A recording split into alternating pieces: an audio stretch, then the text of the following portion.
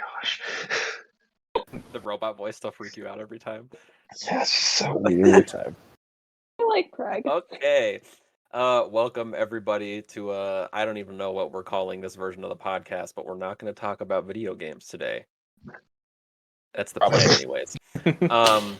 We have a special guest with us today. We have our cousin Jessie. She's here with us. Say hi to the people, Jessie.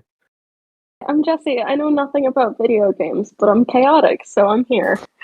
Cool. And that is what we like. So we wanted to talk about, okay, to premise this, when was the original conversation? Was it like a year and a half ago? I feel like A long. Yeah, I think like Way more than that. it was like 2020. No. It was 2020 because I think this originated maybe at David's birthday party, beginning of pandemic. I vaguely remember that. Because it didn't start with Scott. You got introduced to this later. You weren't there for it initially. Yeah, I was It in the was- messages. I was never there at all. That reminds me, I still have a video that I have not sent you of you at David's birthday party getting really into singing. I just can't wait to be king. Oh, with my friend Gavin's little squishmallow that I was Yeah. taking care of. Wow. I'm fun at karaoke.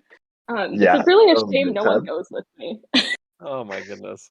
Okay, so anyways, the idea and the premise here, and the reason we're recording this is one, I think this is a hilarious conversation, and two, Jared wasn't a part of it. So I was just AWOL. I don't even remember why, but I was just totally away from were, it. And I remember working or seeing something. something like that. I saw a single message where I was like, I have no clue what you guys are talking about. And I remember dropping a message and saying, I have no clue what any of this is about, but I will go back and read it at some point. And you guys were like, don't, we'll just talk about it at some point. And here we are 2 years later. Yeah. Oh, Woo woo. that's about right. We used to only talk every 4 years, so really, this is a short amount of time to get back to something. That is True. actually very true. all right, also so the premise Jesse, of this is introduce the topic and go for it.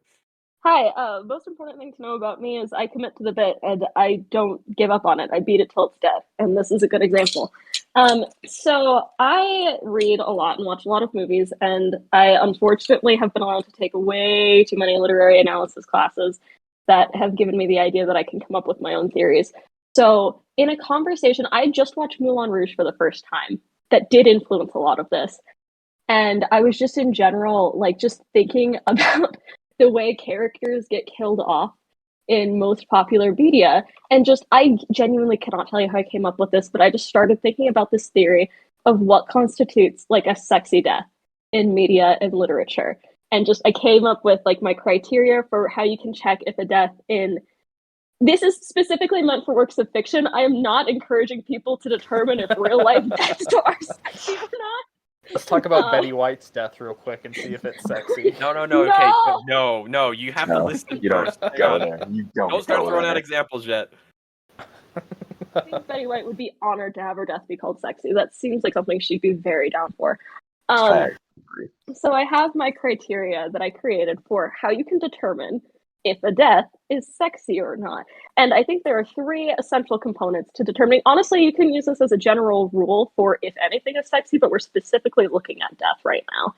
I would also like to say I'm definitely the most qualified to be talking about this as somebody who is wearing a sweatshirt and pink pajama pants that she has been wearing all week. So I'm clearly the most qualified on everything sexy. Clearly. So there's 3, sorry. Okay, to be fair though, you do have COVID. So I do have COVID. The fact that I'm here, really, it's a miracle. I'm a delight, and I'm very willing to do things while sick, apparently. Anyways, 3 criteria. I have 3 things. I have the 3 criteria for what constitutes a sexy death. And I call them the 3 Ps because I was able to make them all have the same letter because we love alliteration. True. And so the questions you've got to ask when you're examining a death, if you're analyzing a death, if that's something you choose to do, which I do, is it 1, is it performative? 2, is it poetic? And 3, is it personal? And you can look at any death and evaluate all 3 of the criteria for this. Generally, my rule of thumb is if a death is performative or poetic, it is almost always inherently sexy. If a death is just personal, you generally need one of the other 2 criteria for it to truly be a sexy death. But of course, the sexy deaths we are all aspiring to are performative, poetic, and personal. True. Reefer. Okay. Yeah. And then I did also, in this theory, we also have what I call the tuberculosis clause, because, man, do period pieces really want tuberculosis to be a sexy death? Like, I'm not kidding. That's how they want all of your romantic leads to die. It's the dramatic coughing of blood that's, significant of everything. They really want tuberculosis to be sexy. However, since it is a hallmark of it is coughing up blood, which I do not think is a sexy attitude at all. That is true. I'm sorry. Does anybody feel like they're in the mood if someone is coughing up blood around them? I don't care how hot you think they are. I have found a way to bring video games into this, but I'm going to ignore it. Oh no, as long as I have anything weird could put you in the right mood. Plus, if it's like a hot vampire coughing up blood, totally different. Speaking That's of hot true. vampires, I'm currently making the thumbnail from our last game podcast. Oh, and no, I definitely no, found no, a hot no. Serrata. Okay. Anyways. here you go. But anyways, So give us an example.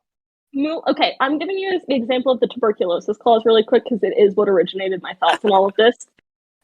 Because she dies, right? Spoiler alert, if you haven't seen Moulin Rouge, she dies. And she dies of tuberculosis. And they work really hard. And I do think they make it a sexy death, but it is not because she has tuberculosis. It is the circumstances from which she died of tuberculosis, which was this super, really poetic and honestly performative moment where she dies in the arms of her lover after performing, and they've got this whole forbidden love thing. And so it's like this big moment of they're finally able to be together, and she dies. And that is poetic. It's performative. They are literally on a stage when this happens. And it is so personal because he has been fighting this entire freaking movie to be with her. And she's been fighting because she's being pimped out. It's a whole thing. I love Moulin Rouge, but it's a confusing movie. And then she dies. And that is a sexy death that was caused by tuberculosis. Wait, her name is Satine? Yes, Satine. And this is the movie with Ewan McGregor in it? Yes. Wait a minute. Oh no! See Moulin Rouge? No, but I'm definitely looking it up right now on the side to watch her die on YouTube. That is so funny because I literally was watching Clone Wars 5 minutes ago in an episode with Satine. I need to watch Moulin Rouge with you guys at some point because I love that movie. It is a drug trope and it is beautiful. I'm obsessed with it. It's so I good. remember But yeah, when it came out and everyone was obsessed with it. So yeah, that makes sense. This is so dramatic. it's so dramatic. No. So here's the deal. Moulin Rouge, I can go on an entire other rant about how Moulin Rouge is a really good example of postmodern art, but I'm not going to do that to y'all.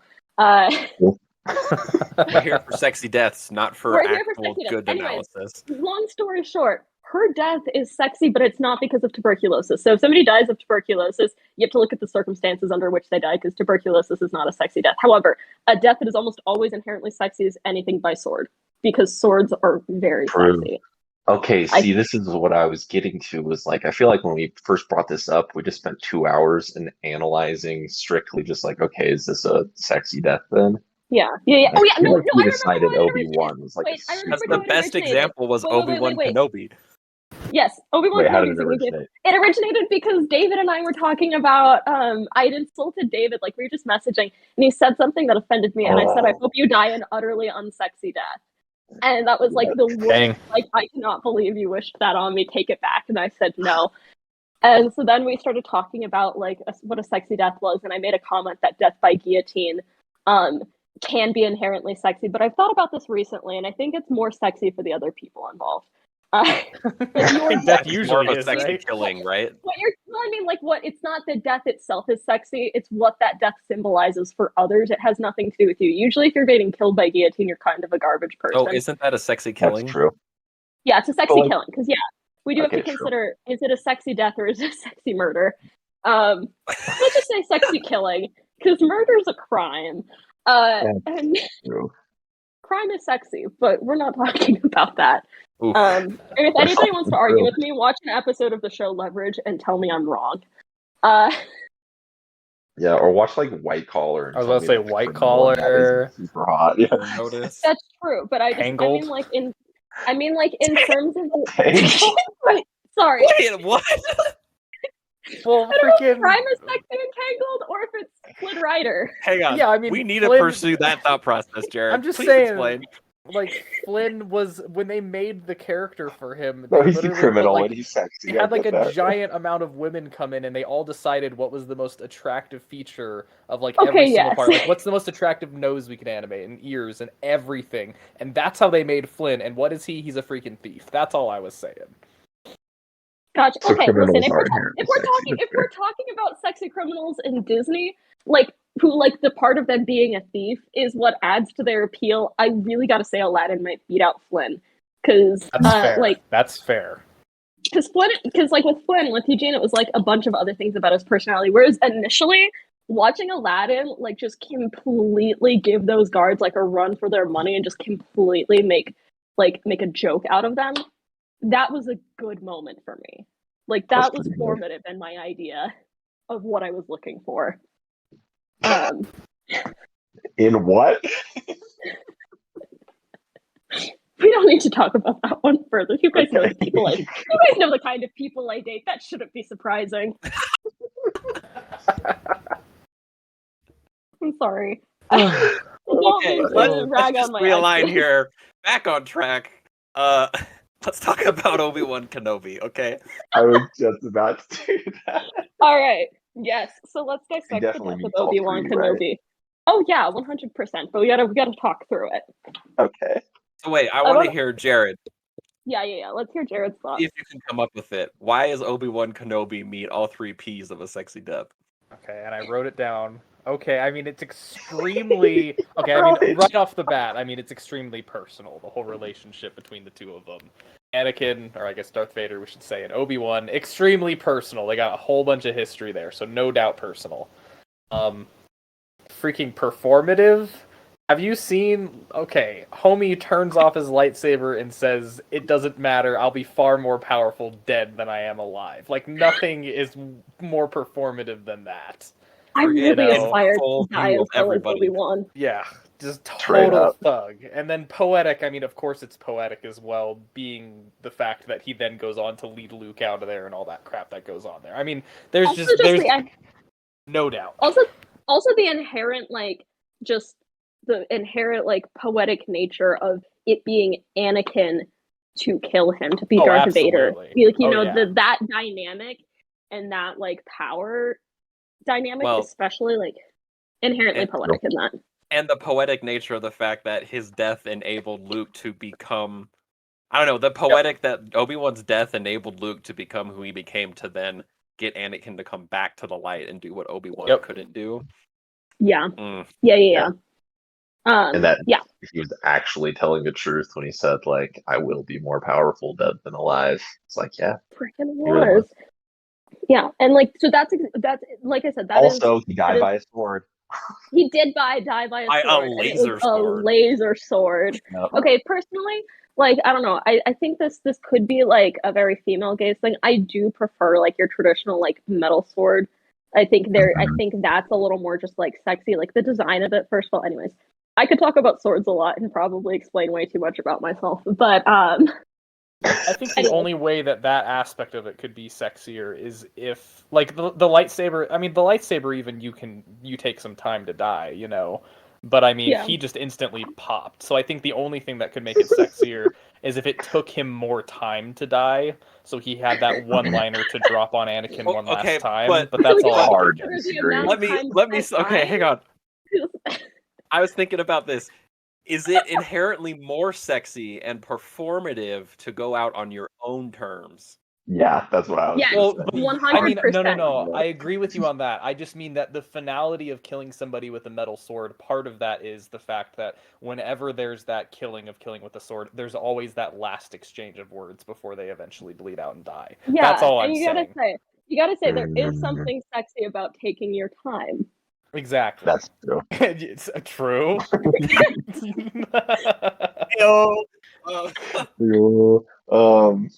We're gonna have to Not rate that this you one have not never, safe for children. Yeah, It not is that I've ever about stabbed anybody, sexiness. but What were you expecting? Did you think this would be No, I didn't. A I'm child-safe just realizing conversation? that we're gonna have to make sure to do that. I I don't will. know any children. They wouldn't listen to this anyways. I'll mark it just in case. Okay. Okay, so yes, so this is a great example of a sexy death. And it is a sexy death and not a sexy killing because it is far more powerful for the person dying. Okay. Yep, for sure. And then Okay, the guys. example of sexy killing we came up with was Inigo Montoya killing the six-fingered man. Yes, Ooh, yes, okay. that was a sexy killing. That's also because it was Inigo Montoya, so it was inherently True. going to be. He gets I'm sorry, Mandy bonus Patinkin. Spanish points. He still looks Spaniard. great. He That's does. true. He was great in Criminal Minds. Also, he had a TikTok recently where he was really excited about his little fish jug that like glugs when it's like the water's going back down. It was Has a pure joy to watch. TikTok? Yeah, he does have a TikTok. The number of tangents I am Googling. Mandy Patinkin's TikTok is one of my favorite things. So many of the videos are him messing with his wife while they're cooking, and it's great. It is genuinely joy is watching Mandy Patinkin on TikTok. Anyways, Joy now that we've is. talked. Anyway, so yes, so Inigo Montoya's killing of the six-fingered man is a sexy killing because for him it is one. Of course, it's incredibly personal. You killed my father, prepare to die. Also, that's poetic, like and performative in nature. He rehearsed how he was That going line to kill itself. this man. That For his line is all entire three. life. The line is all three, but yeah, also he rehearsed that killing. Yeah. Oh yeah. What is more performative than that? Like he was like, I know how I'm killing this man. I have rehearsed this line. I spent time coming up with exactly what I wanted to say. Yeah. And he just was inherently built for that because he's just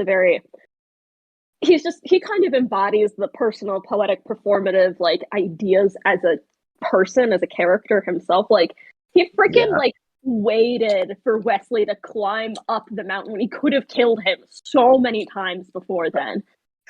Yeah, that would have been so I love unsexy that though. movie. Just cutting a rope, so unsexy. That's true. That wouldn't have been a very sexy death. Exactly. But that's Okay. what I'm saying. It's like that's just his person. His personality is just He's willing to give everybody the chance to die a sexy death. yeah. No. It wasn't just a sexy killing, he's a sexy killer. He's a sexy killer. You know, people who like inherently are sexy have a bit of an advantage in this theory because it's just going to be easier for them to either go out sexy or take someone out sexy. That does make sense. Yes, it does.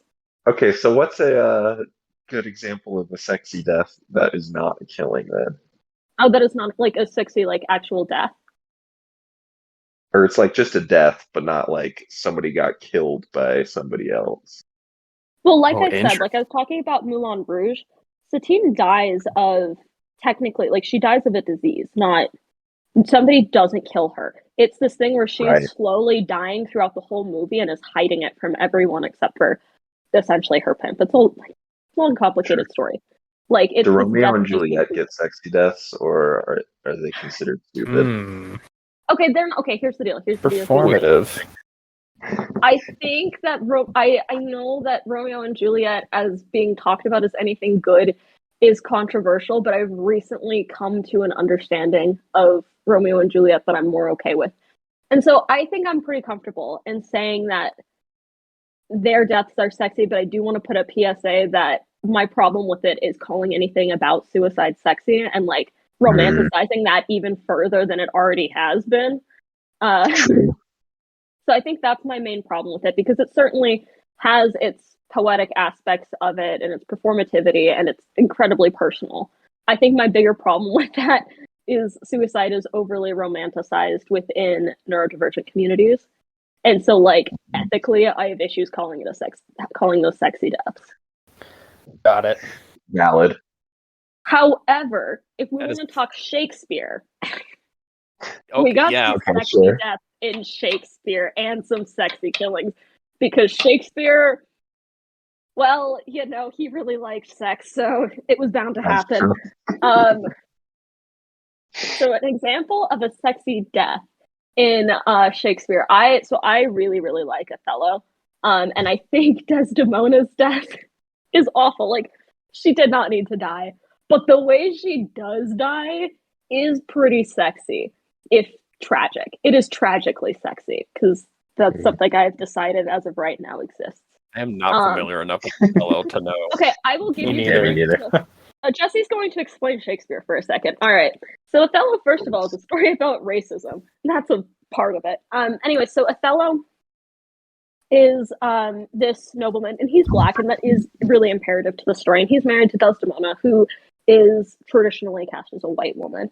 And they're like really happy and really in love. And then this guy Iago, who's also pretty high in power, but not as high as Othello, and resents him for it. Wait, Iago, like the parrot in Aladdin? Yes, that is where the parrot in Aladdin gets his name from. Okay. Because it's kind of a similar thing. Because you know how like Iago like kind of plants the seeds of everything all the time? Iago in Othello slowly convinces Othello that his wife is unfaithful and just having an affair, and is basically like convincing him that everyone is against him, even though nobody is. And Othello essentially responds in a jealous rage, and he goes to their room that night. And Iago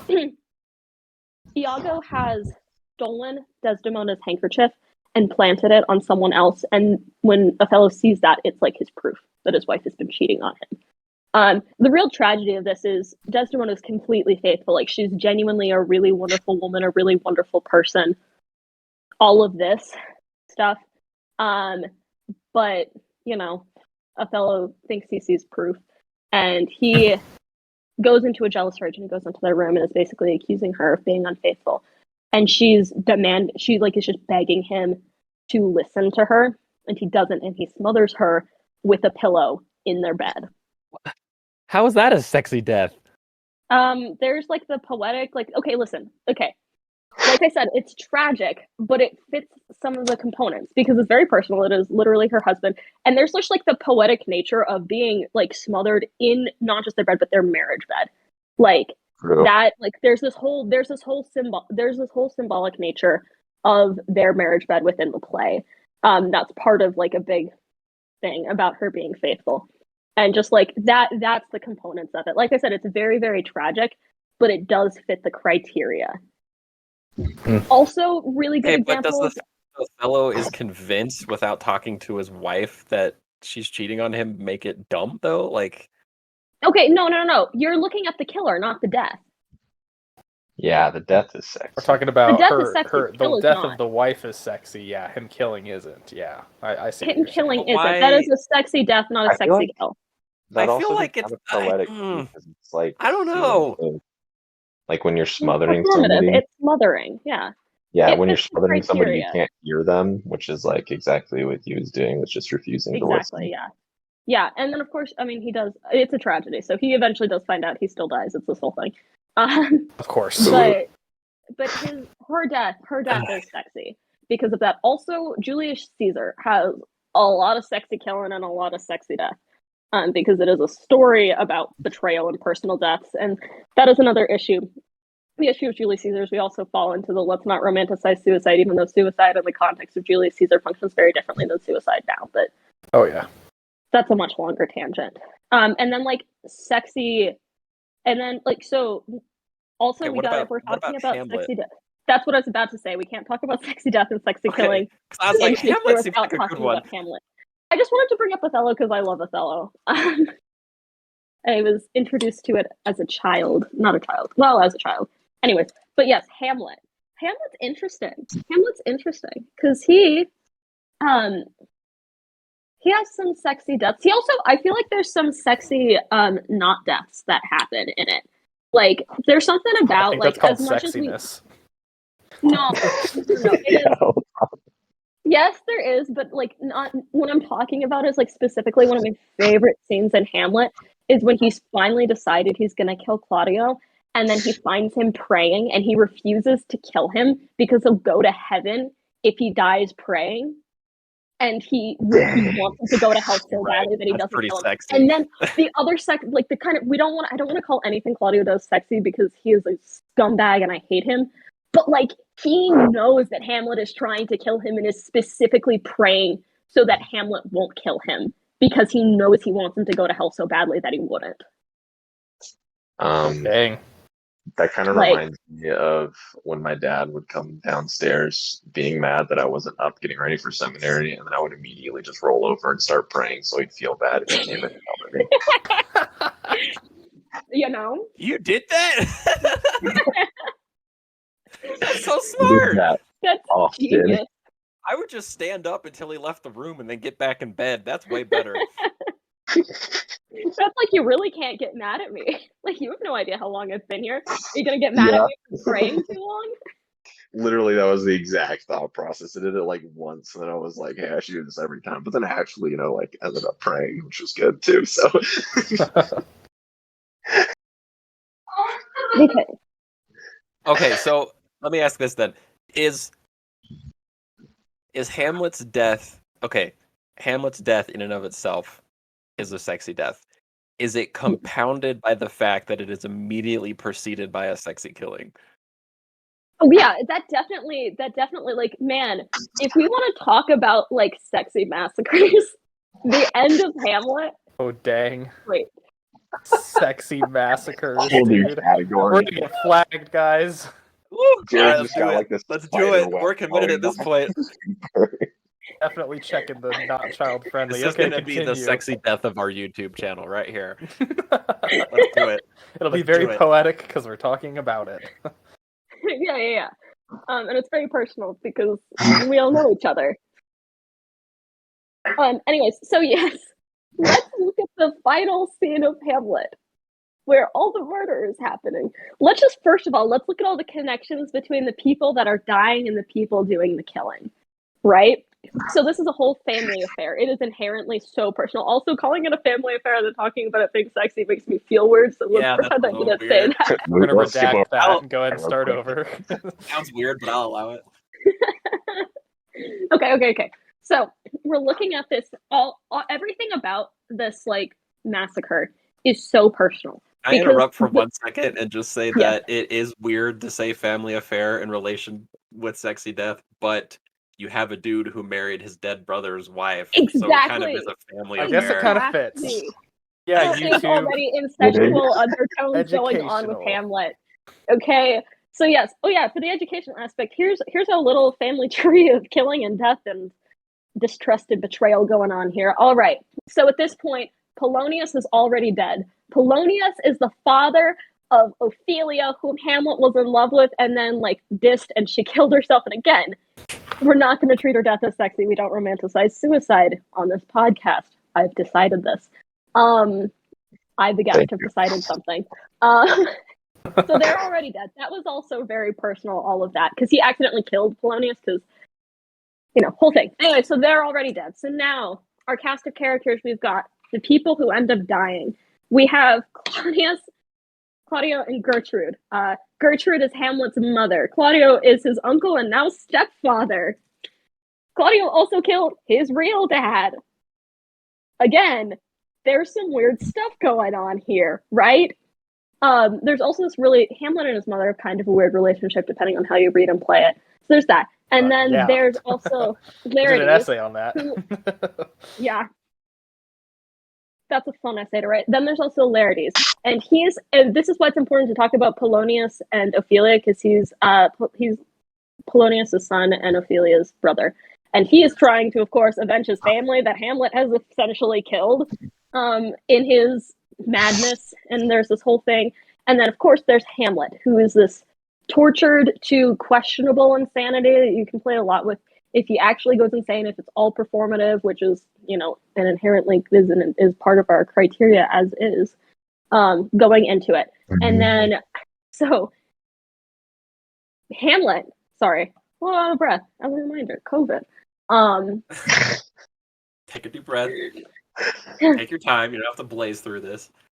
I talk so quickly, Scott. Slowing down because my lungs don't want to be lungs is really annoying.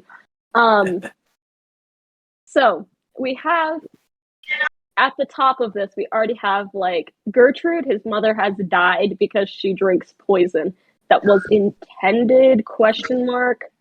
for his stepfather / uncle. And I am going to call him his stepfather / uncle the entire time because I don't want anyone to forget how weird of a position he was put in.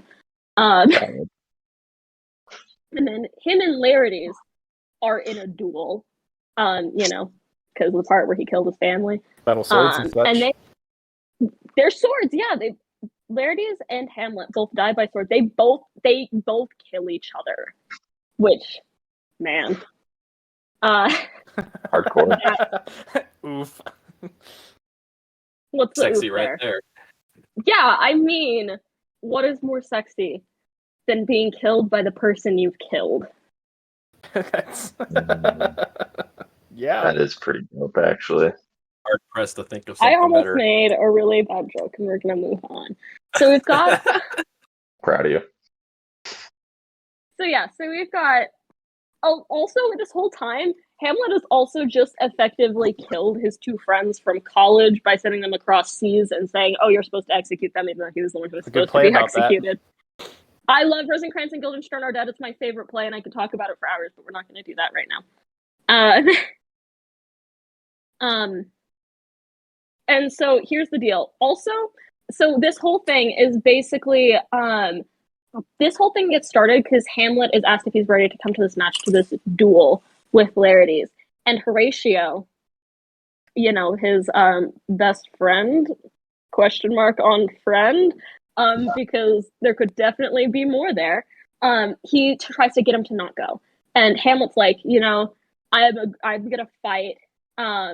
And he has this whole little existential Hamlet thing where he's like, everything here is wrong, and I'm basically ready to die because we always have to be, because death will always come to all of us.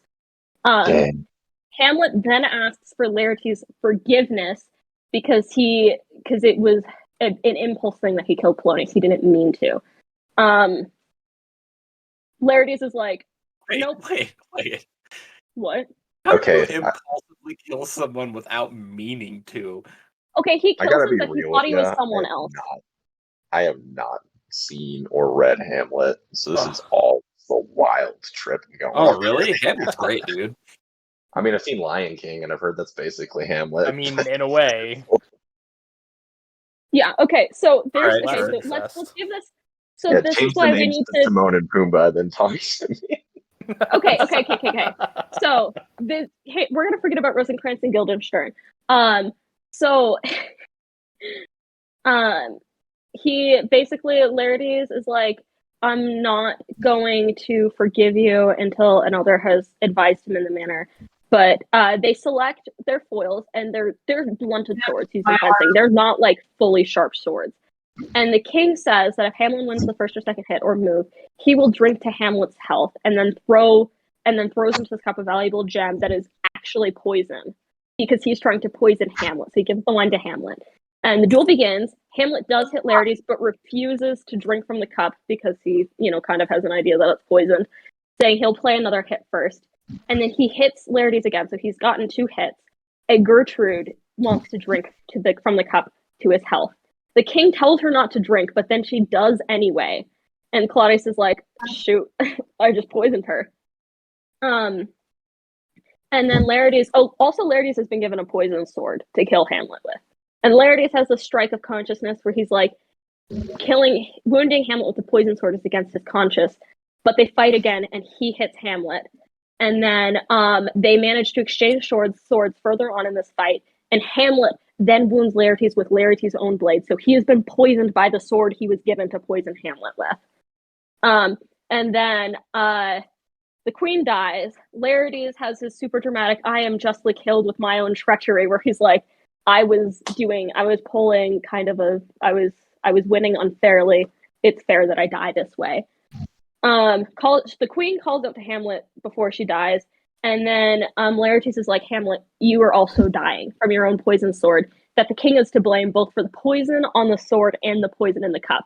So now the king has not only killed Hamlet's father, but Hamlet's mother, Laertes, and Hamlet himself. And then Hamlet is then in a fury, runs Claudius through with this blunt poison sword. He runs him through with a blunted sword. And then Claudius dies crying out for help, and then Horatio comes And he tells Horatio that he's dying. And then he and Laertes forgive each other on their last breaths. Like, Laertes dies as soon as he absolves Hamlet for, his fury.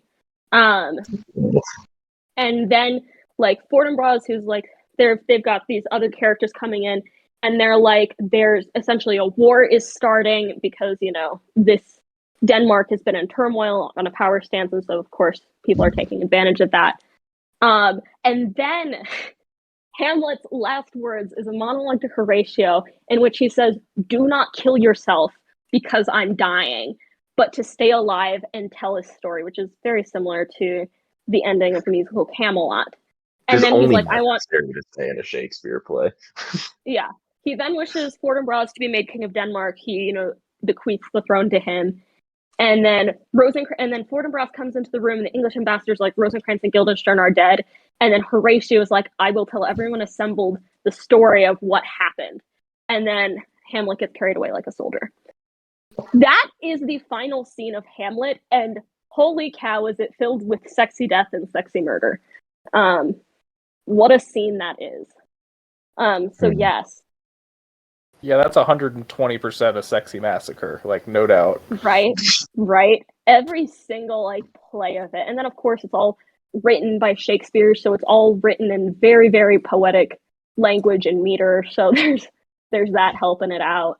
And then we even have a sexy survival in there with Horatio. Sexy survival. Sexy survival. Okay. I was Spider ready for web that. of the paper is growing. It's really easy for anything in Shakespeare to be poetic and performative and hit the sexy deaths and sexy massacres. I just am curious now, Tanner. What do you think about the Red Wedding in Game of Thrones? Dude, that is actually the first thing I thought of when she said Sexy massacre or not? So I've never seen Game of Thrones. So can you explain this to me? Do you have an hour and a half? Okay, yeah, I mean, Red Wedding is insane. Okay, I don't think it counts.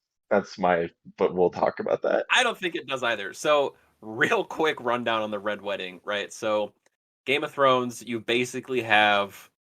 So the first season of the show is you have the guy who is the king of Westeros. What's his name? Good grief, not Stark. He's Big Bobby B. What's his Robert. name? Robert Baratheon. Baratheon, there you go. Robert Baratheon is the king of Westeros. And then his best friend is Ned Stark. So Ned and Robert. No relation to Ned or Tony Stark in Marvel Universe. No. Cool. Side note, though, Robert dies a very utterly unsexy death. Oh yeah, he gets like skewered by a pig while hunting it or something. So and it gets infected and he dies drunk in his bed.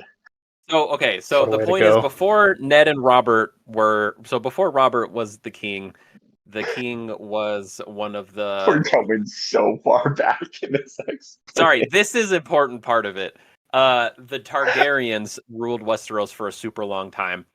And then there was kind of this history of them always kind of going crazy, and there was this one king, I don't remember what his name was, but his nickname was the Mad King. His name was Ares.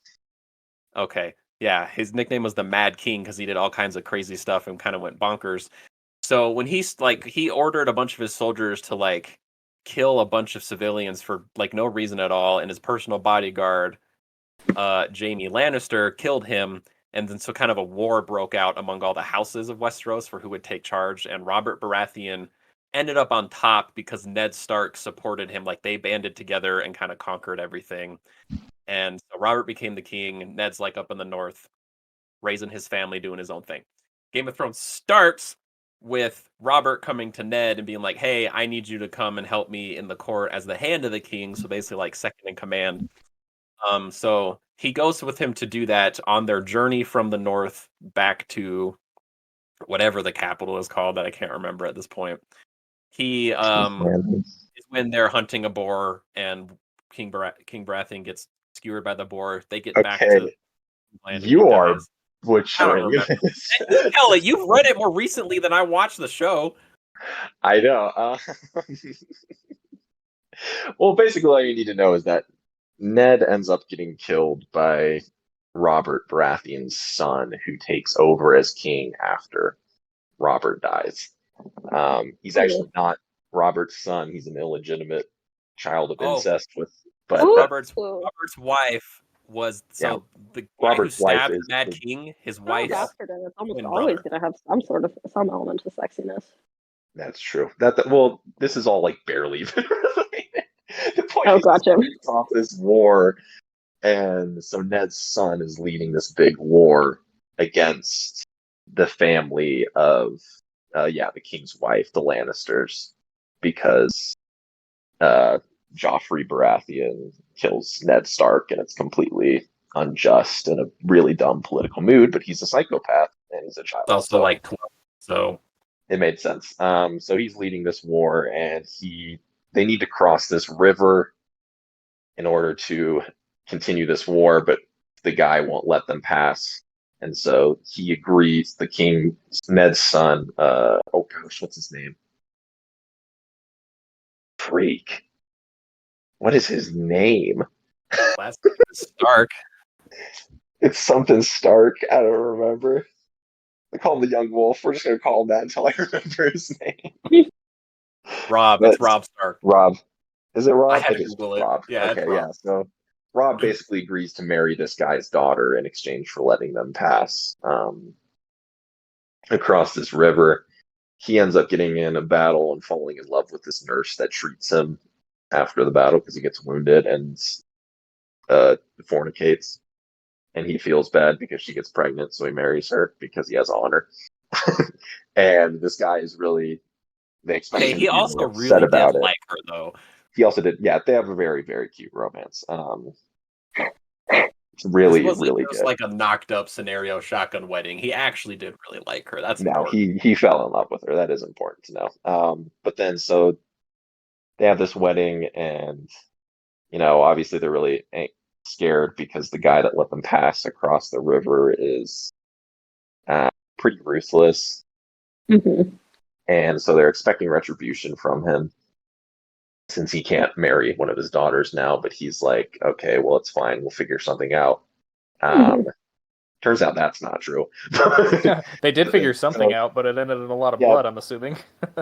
yes, exactly. The Red Wedding. So the arrangement that's made is basically like Rob's brother-in-law is going to marry one of his daughters, and at this wedding, there's this, like, the band basically all turns. It turns out they have crossbows all hidden in their instruments, and so they all kill like everyone.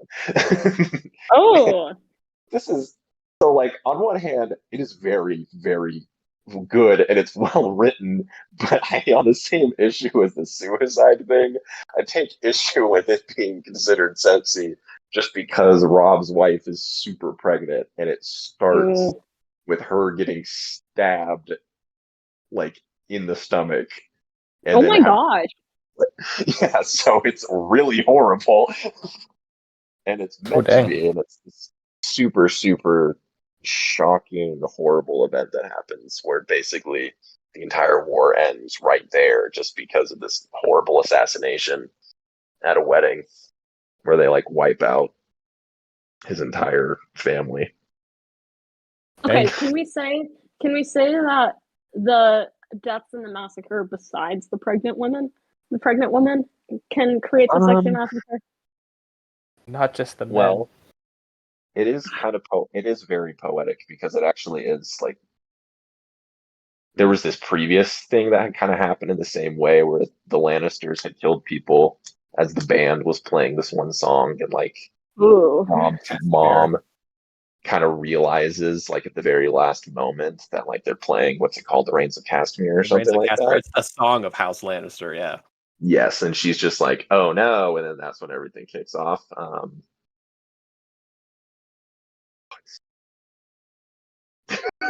It's not. It's very It's not a performative. sexy massacre. We went on this whole thought process. I just don't think it is, honestly. Now No, that it's not. No, that's good though. We sometimes we go on these things to find out that they simply are not. You know, I a mean, in a sexy way, killing it that is also does very. exist. Okay, sure. Yeah. Well, no, I was just thinking about like a kill that is very sexy. Sorry, not to take it back to Shakespeare, but Macbeth's death. Because True. of the I whole have Oh, read yeah. that. because of like the whole riddle, and he thinks he's unkillable, and then it's guy born by C-section. Like that is good. We really appreciate This that is stuff. true. That was a good book.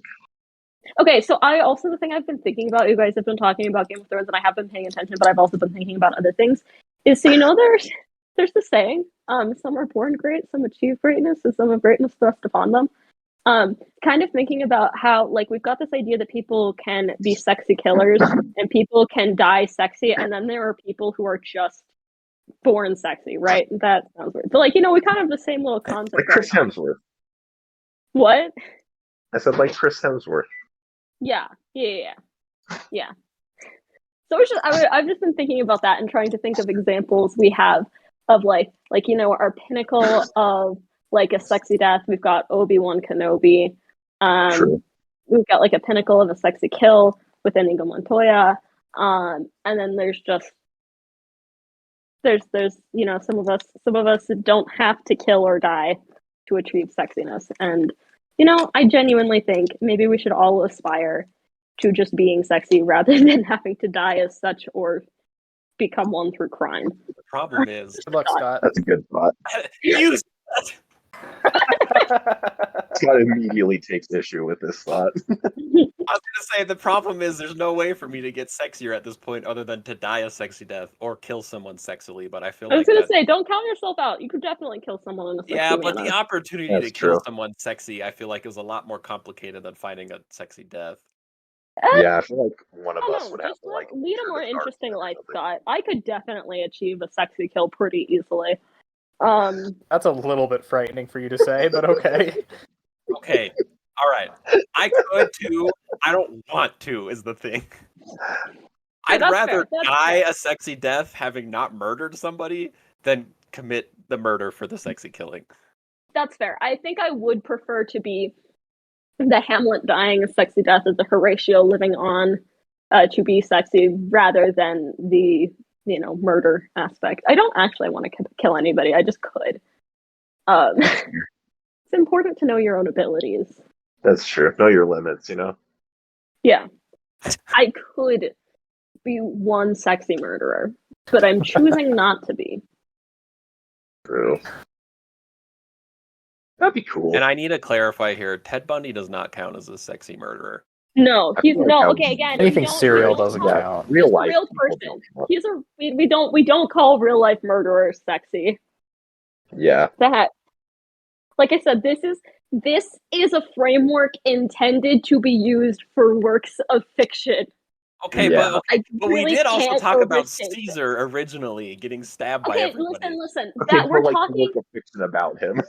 We're talking about the work of fiction about him because we don't we know vaguely what actually happened. We were talking about the fictional work and the way that all was written. We don't 100% know what actually happened on the Ides of March, like in real life in history. Yeah. That is correct. Fine. It's That's true. it's not we're not comparing our discussion of Julius Caesar through the eyes of Shakespeare. That's not the same thing as talking about Ted Bundy, a serial killer who was alive and killing when all of our parents were. So does that mean Okay, hold on. That reminds me. This is a massive tangent, but I just think it's so Go funny. I ahead. saw this post a while ago that was like, peak Provo culture is knowing somebody who knows somebody whose mom went on a date with Ted Bundy. That's so true. Yup. That is so true. that's Yeah, insanely like that true. is like peak Provo culture. Oh my goodness. I was gonna say if there is any examples in history of a sexy death that we can think of, but I guess we're not doing non-historical stuff. So We should not, because my first thought I had was real bad. But we're what was it? I want to know. We Joseph gotta Smith. know. What? Joseph Smith? Yeah? Oh no! I I hear it. I feel you. We're not doing that though, because yeah. that's All right. terrible. We already discussed it, but I agree That 100%. is sacrilegious. Okay, but does that raise the point?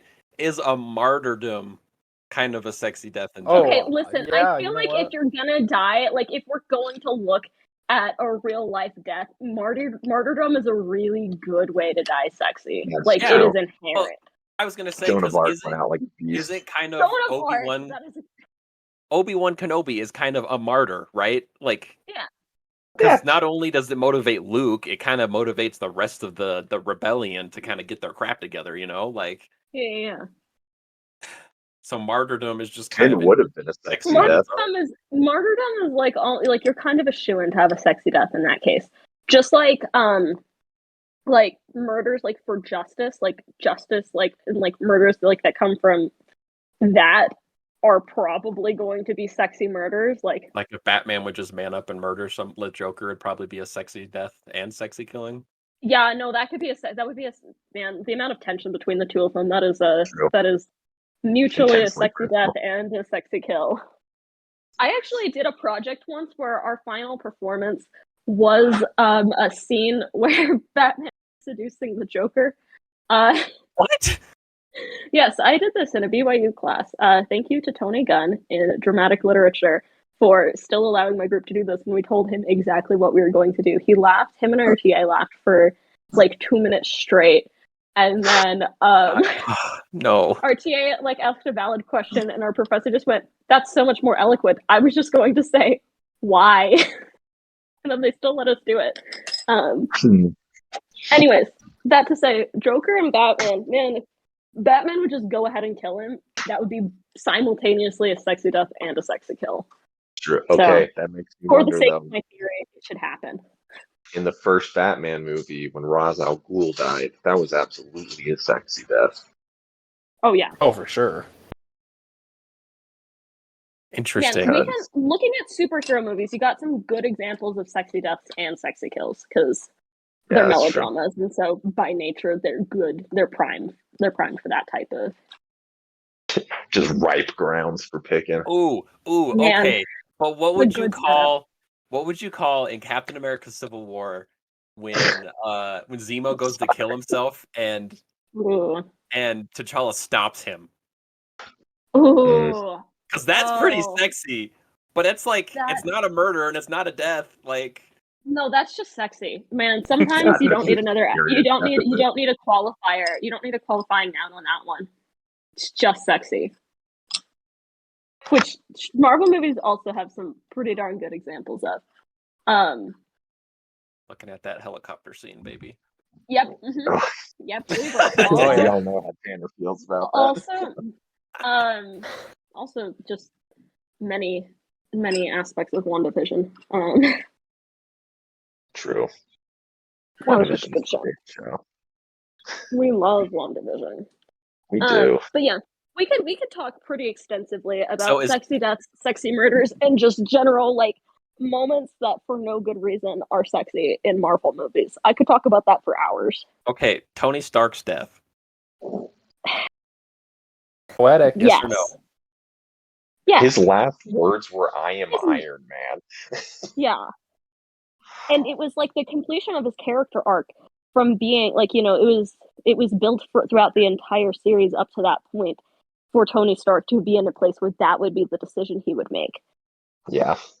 They go from being inherently selfish to selfless to the point where he makes a sacrifice. While we're talking about Endgame, I have to say a moment that is just sexy, no qualifier, is when Captain America is willing to face the entire army alone and is so ready to, and then everybody appears. It's my favorite moment in that entire movie. Oh yeah. It's so good. I cried, and I've cried every time I've seen it since then. That's so fun. I love that. It's a good one. I always cry when I watch that movie too. It's the part that always makes me cry in that movie is at the end when he gives Sam Wilson the shield. Oh yeah. And he's like, "I'll do my best." And he says something like that. He's like, "I'll try. Oh, thanks. Like, I'll do my best." And he's like, "You will." And I'm like, oh. Music gets me. So like the callback to like the original Captain America soundtrack at that moment. Yeah. Like that got me. It got me good. Anyways, we should probably wrap this up because we could talk about these for a long time. I know we're hitting close to the hour mark, so yeah, I would say we got to wrap up something here, All right, so somehow yeah, here. so Jared, your thoughts, since you are new to this theory, your Yeah. thoughts on the theory of the sexy death. I've just been, I haven't talked a lot this time. I've just been kind of absorbing everything and really trying to I haven't so much been thinking of examples. The few that I did were brought up, like Iron Man and such. Yeah, I'm gonna say 100%, theory confirmed. There are definitely things that are inherently sexy about certain deaths, 110%. I was so Yeah, confused because I just remember reading the messages and I was just like, I think the message I saw was but is so and so dying sexy? And I was just like, I can't even have the time to try to unpack what is happening here. And now that we've really talked it out, yeah, I feel like I could talk about this for hours. Yes. Let's spend 3 hours talking about books that all of us have read, and then another couple on movies. I could do this all day long, being like, man, what about This this? is my new party game. Oh my yeah, new yeah, party that's game. a good one. it's definitely something that I will definitely continue to be talking about, and by the powers vested in me as a human being, I will spread sexy death as much as I can. I have legitimately considered, depending on what I end up going to grad school for, having a master's thesis or a doctoral thesis beyond this. I have Do it. considered. Do Honestly, it. do it. Get published. I think I might, even if I don't go to grad school for it, because you can get published without it being for a purpose. Also, I should state that based off a lot of the things, this probably comes as no surprise to anybody. So there is actually essentially a competition, kind of like the Pulitzer Prize or whatever equivalent for just ridiculously unnecessary research being done, and it is one of my life goals to be nominated for that. Honestly, I think you got a I don't know contender if with this. this. I don't I've know if got this this would one. qualify because it is so necessary. Okay, but here, the ones that are maybe less necessary then are which leads into actually something I did want to bring up for you guys. I have so many theories. I have so many academic theories and different analyses for the classic Barbie movies that I could literally write 10 papers on it. And I brought this up to Scott, and I genuinely have a goal to convince all three of you to watch a Barbie movie with me sometimes, and I just want to hear your reactions to it, and I want to record it in part for my friend's master's thesis, where he's studying reaction videos and podcasts. I would in a heartbeat. Thank you. I There freaking you love go. Barbie movies, and I could watch them. I have watched 4 of them this week. I saw that on Instagram. I was very entertained. Okay, Yeah. we'll have to make that one happen for the next time we have you come back, Jessie, for sure. Perfect. All right, well, that's gonna do it for us. We're at that hour mark, so let's wrap this up. But thanks for being here, Jessie. Thanks for sharing your Welcome. infinite wisdom of shower thoughts or high thoughts or whatever you want to call them. That Oh, it was neither of those. This is just what I think This is about. totally This came so out Yeah, of good. an this is just insult. regular day-to-day thinking. This is just what it's like inside my head all the I feel time. like it exists at that level. I don't know. So yeah, thanks for Probably, sharing but that. And thank you Yeah. for having me. I don't even know how else to finish. Everybody should just aspire to die a sexy death. The end.